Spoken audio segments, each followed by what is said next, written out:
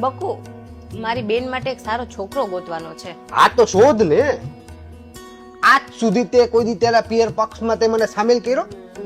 હવે બેન માટે છોકરો શોધવાનો આવ્યો તો જીજાજી યાદ આવી ગયા. મારે અત્યારે ઝઘડો કરવાનો કોઈ જ મૂડ નથી. એને કેટલા છોકરા બતાવ્યા પણ એને કોઈ ગમતો જ નથી. એક જાડો લાગે છે, એક પતલો લાગે છે, એક ઊંચો લાગે, એક નીચો લાગે, એક માવડિયો લાગે છે અને એક તમારી જેમ ખાલી કરી રાખે. હવે તમે જ કહો હું શું કરું? અરે મારી સામું જોઈને ખાલી શું કરો છો? કઈ બોલો તો ખરા મોઢામાંથી. સાચું કેજે, તે આજ સુધીમાં કેટલા છોકરાને રિજેક્ટ કર્યા? મેં તો ઘણા બધા જોયા. તો પછી તે મને શું કરવા પસંદ કર્યો? એટલે મારામાં તો તને એવો કયો ગુણ ગમી ગયો?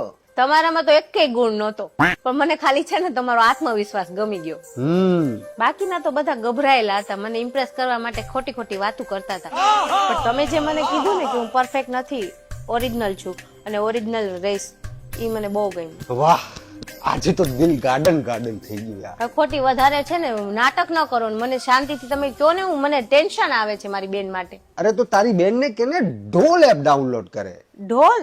એમાં શું ખાસ વાત છે? ત્યાં વેરીફાઈડ પ્રોફાઇલ જ મળે. વેરીફાઈ એટલે કેવી રીતે? દરેક પ્રોફાઇલ એક્ટિવ થાય ને એ પેલા ડિજીલોકર અથવા આધાર કાર્ડ સાથે લિંક થાય છે, એટલે કે ફ્રોડ અને સ્કેમ થવાની શક્યતાઓ ઓછી થઈ જાય છે. અને ઢોલ એપમાં કેન્ડિડેટ શોર્ટલિસ્ટ કરવા માટે એઆઈ હેલ્પ કરે છે, એટલે કે તારે સ્ક્રોલ કરીને જોવાની જરૂર નથી. હું તો એમ વિચારું છું કે હું ક્રિસ્યુ માટે બીજી મમ્મી ગોતી લઉં. હવે છાના મને બે હો ને બાકી તમારો ઢોલ વગાડી દઈશ. હોઈ રોય બગાડીશ.